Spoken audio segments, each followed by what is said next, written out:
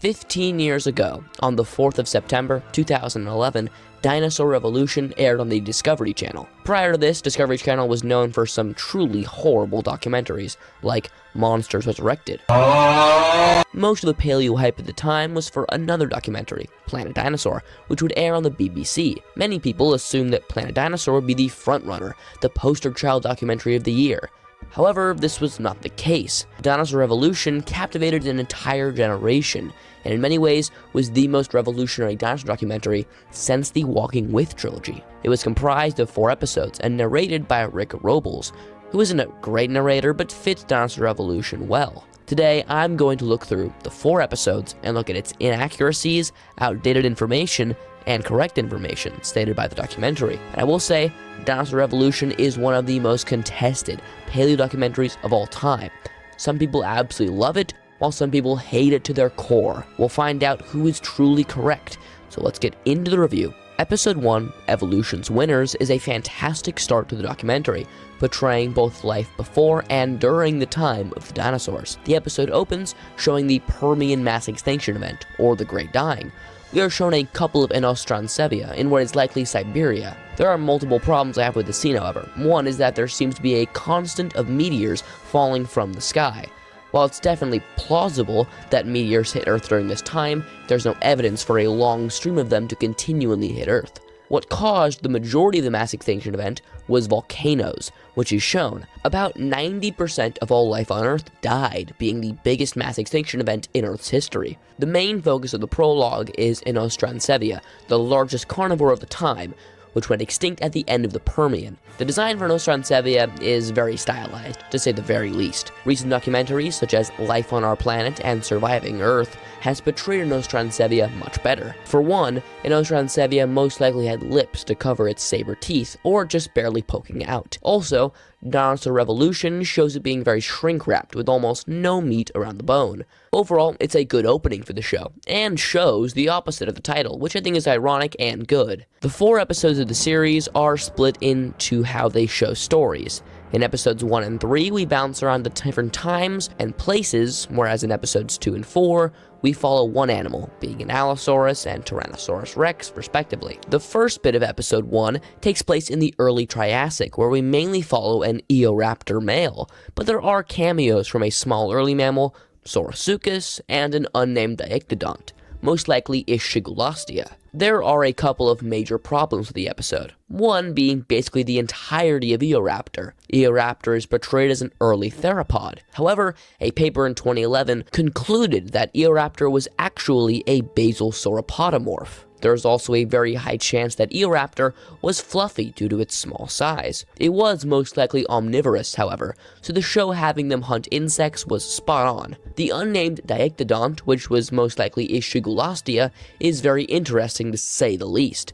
Once again, Surviving Earth portrays the creature brilliantly. The Dinosaur Revolution design is once again shrink-wrapped, and there should be more cheek muscles and more fat deposits in those cheeks. Saurosuchus is also very interesting. Once again, Surviving Earth made a spectacular model. I'm just showing these as a baseline for what they should look like. The face on Saurosuchus is wonky, but overall solid, as seeing a clash between it and Ischigulastia is always fantastic. A small proto-mammal makes a brief cameo, where we see one of the silliest and dumbest moments in documentary history.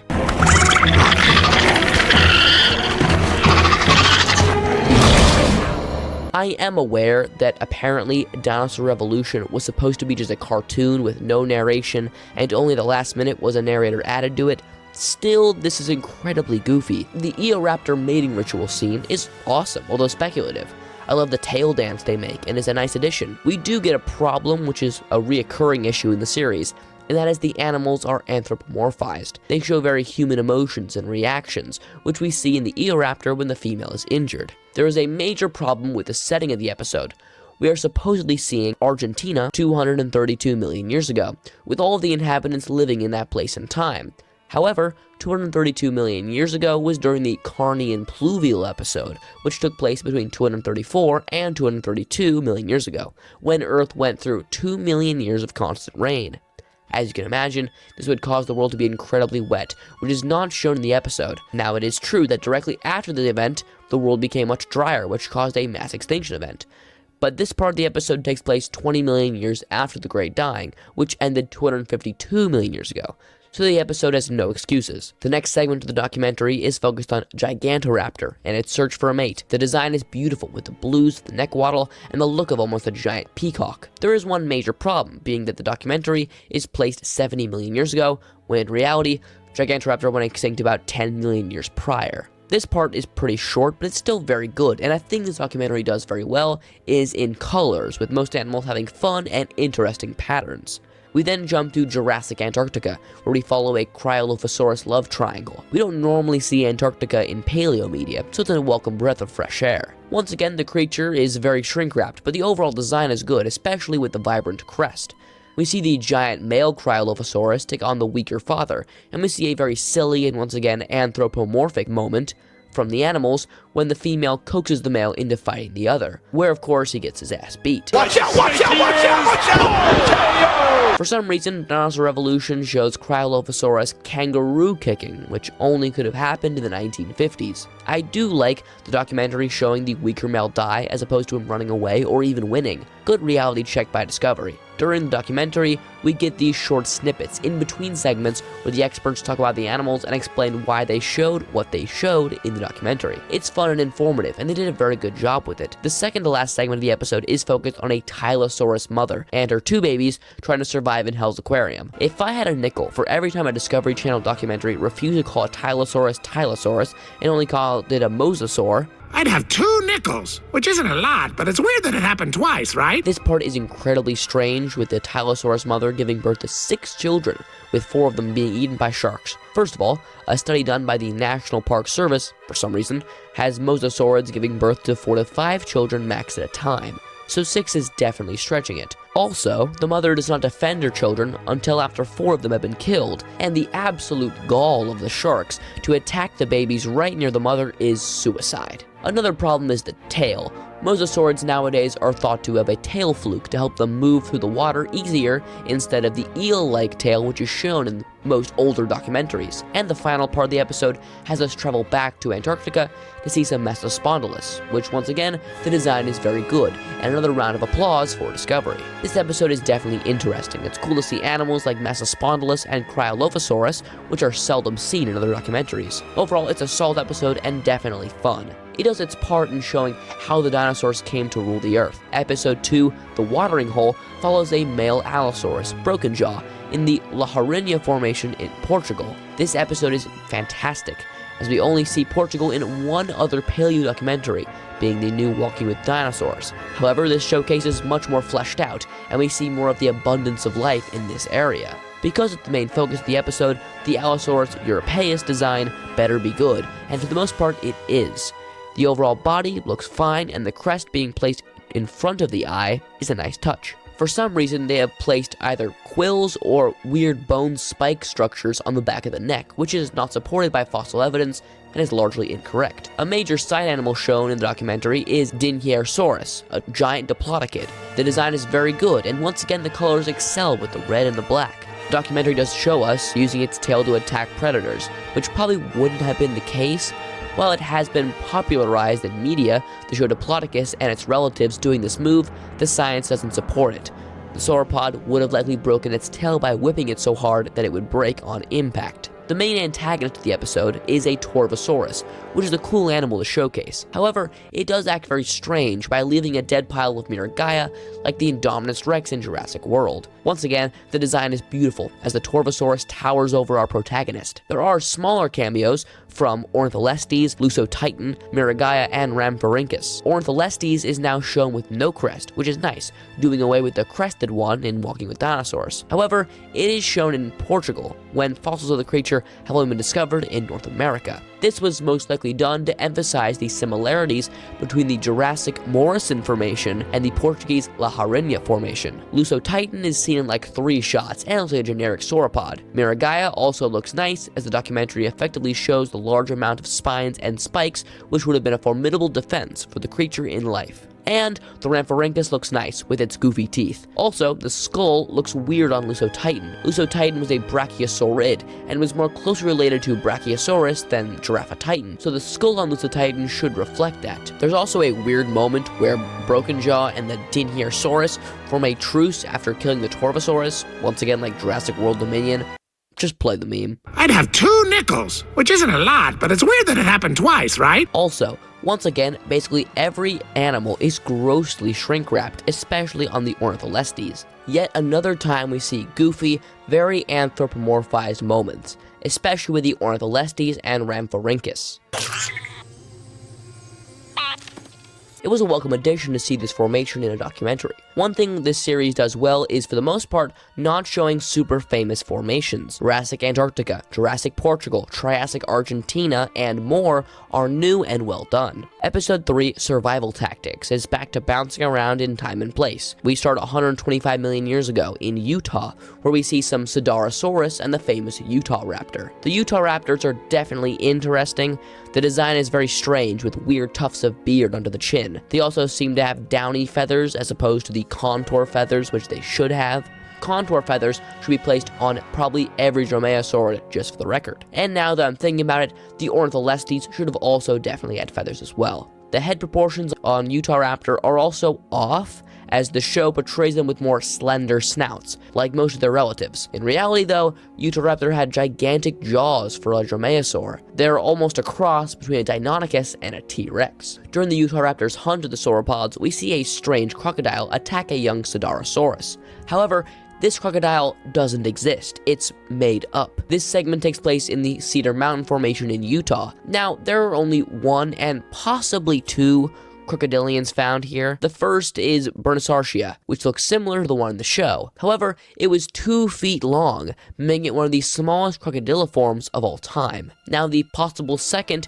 was Neocoristodera, which fits the size of the croc in the show. However, Neocoristodera was a slender-sounded crocodile, as opposed to the broad snout in the show. I have no idea where this crocodile came from, and this is a major gripe on the show. Overall, it's not a very accurate segment, but it could be worse. We travel next to Maastrichtian Madagascar, with one of the most confusing bits of the entire series. Of course, I'm talking about Rhohonavis, one of the most hotly contested animals within paleontology. The episode says that Rhohonavis was a raptor dinosaur. I interpret this as calling them a dromaeosaurid, rather than a bird of prey like a hawk or a falcon. Many studies have battled over where in the family tree Rhohonavis stood. Some propose it to be a dromaeosaurid, while others propose it to be a member of the aves, or a bird. As of today, it cannot be definitively placed in either one. We must wait for further research to discover where this animal truly lay. In Madagascar, we also see the sauropod Rhapatosaurus, a fairly small sauropod, and the abelisaurid Majungasaurus. In both shots, it looks like Majungasaurus hold their hands inward, which is simply incorrect. Abelisaurids had easily the smallest and weakest arms of all theropod dinosaurs. They would have held their arms backwards or against their body. And the legs of the Majungasaurus seemed too long compared to their body. In real life, Majungasaurus was only about 6 feet tall with incredibly stumpy and short legs. And we have one more cameo, being the giant frog Beelzebufo. The design is actually fantastic and looks very similar to how we think it looked today. We head to Jurassic China next, where we follow a herd of Shunosaurus, an early sauropod. The documentary correctly shows the almost ankylosaur tail club, which would have been used for self-defense. The whole plot of the segment, and I kid you not, is a Shunosaurus getting high on mushrooms and then having to escape some synraptors. The sauropod hallucinates after eating the mushrooms and runs away, and somehow manages to kill a synraptor by falling on it after knocking it off a cliff and laying on it. This is easily the goofiest part of the whole show. It's always very funny when I see it, but I can understand that it would take away from the seriousness of the situation. Synraptor was a welcome addition, although it definitely could be bulkier. But overall, it's a good addition to the roster. We stay in Jurassic China. And if you thought that segment was like a 50 on the goofy scale, this one's like an 80. We follow a pair of Guanlong as they very goofily hunt a Casterocata. The Guanlong are portrayed as bumbling morons who can't do anything right, as they keep getting baffled by the small mammal. It's also nice seeing Casterocata hunt fish, as it most likely would have in real life. We travel to Mongolia in the late Cretaceous, following a Protoceratops with a site of Velociraptor. The Protoceratops design is just gorgeous. It shows the raised tail and the big fur the animal would have had in life. I'm also glad that the babies aren't just copy-pasted adults, but smaller. It's nice that they have their own design, similar to stuff that ceratopsians would have gone through during maturity. The velociraptors are a mess, if we're being honest. They need some lips to cover their teeth, they need way more feathers than what is shown, and the feathers they do have need to extend through the hands. I do like their coloration of the red, but overall it's a pretty bad design. It's hard to tell whether they use the sickle claws when they attack the Protoceratops. This has been largely disproven, as their sickle claws couldn't have been sharp enough or durable enough to slash through an animal. Instead, dromaeosaurs would have used something called raptor prey restraint, where they would ambush their prey and leap on its back. The prey would have to be of a similar size or smaller to knock it off its feet, pin it down, and attack it with its mouth, while the body holds the animal in place. Also, it's very strange that the velociraptors killed both of the protagonist's parents instead of just eating the one they already had killed, and once again, it is unlikely that dromaeosaurs hunted in groups. There's little to no evidence of this group behavior. This is debated, and I'll make a video on the whole thing in the future, because there's a lot to unpack, and the final segment of the episode follows an anhanguera pushing its children out of the nest. Overall, this is easily the goofiest episode of the show, and I think it suffers from that. I'll get to my final thoughts on anthropomorphic animals at the end of the video, but for now, let's move to the final episode. Episode 4, Endgame, follows a T-Rex in the final days of the Maastrichtian stage of the late Cretaceous. The T-Rex design is glorious, and I love how they have some individual variation within each animal, but the design, especially in the skull, is great. In the opening fight of the episode, for some reason, the two T-Rex jump at each other, which would have been impossible. The weight of T-Rex is in the range of between 8 and 12.5 tons for adults. It is physically impossible that a creature like that could jump. For reference, the largest animal on Earth that can jump today is the Northern American bison, which only weighs about 1 ton. Stumpy immediately gets his arm ripped off, which wouldn't impact the T-Rex that much, but the wound could always get infected. The habitat of late Cretaceous North America is shown as a forested environment. Yeah, it's okay, but it should be more like the Florida Everglades with more wetlands. The male T-Rex and his mate have 2 children, which are literally immediately killed by a rival. The pair then begin hunting a large group of Triceratops. It is unlikely, or at least there is no proof, for Triceratops living in large groups. It's a common thing to see in documentaries, but has no scientific evidence backing it up. After killing a trike, the rival shows up again and fights the male for the kill. However, the female intervenes, and the pair tag team the rival and skewer it. Once again, like a Jurassic movie. Just play the clip. I have 2 nickels, which isn't a lot, but it's weird that it happened twice, right? A pretty dark death for a dinosaur documentary, but I like it. It's always nice to show the darker aspects of nature. The pair have a child again after having most of them being eaten by scavengers. I think this is supposed to be a troodon, and if so, shame on the documentary, but I can't be sure. It could be an acroraptor or something else. I just learned that it is a troodon, and once again, this is likely incorrect. Troodon is most likely a dubious genus, being named from one singular tooth. The Ankylosaurus model is very nice, and much better than the Walking with Dinosaurs one. I love that it doesn't have all the spikes like the other models, very accurate, and another round of applause for Discovery. We see the child grown up, and it looks remarkably like a Nanotyrannus nowadays.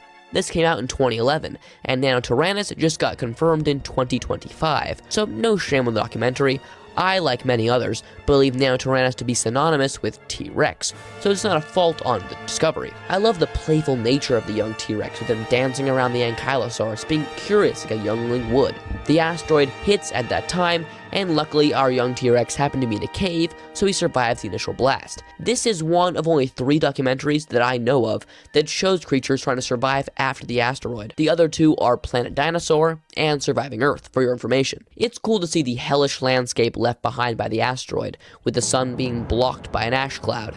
And the young T-Rex immediately dies by falling off a cliff after chasing a mammal. The end of the episode correctly states that dinosaurs persist to this day in the form of birds, which is correct. The episode was probably the best from a scientific standpoint, as besides the troodon, not much is inaccurate. We've seen the KT extinction event in almost every dinosaur documentary, and I think this did a fantastic job at showing it. It's great to see not only the disaster, but also the aftermath. The show also doesn't shy away from brutality and death, as some shows like the new Walking with Dinosaurs try to hide it. I think the show, showing the darker sides of nature, plays to its advantages and gives it some extra points. However, the anthropomorphic animals drag it down quite a bit. These are real animals, they are not humans. They don't have human-level intelligence or emotions. Sure, Anger, pain, and jubilation can be shown in a paleo documentary, but you have to be careful about how far you go with it. The show overall is pretty great. If I'm being honest, I stopped watching the first time I tried to watch it after the Eoraptor kicked the mammal into the Saurosuchus' mouth. That moment was incredibly goofy and stupid,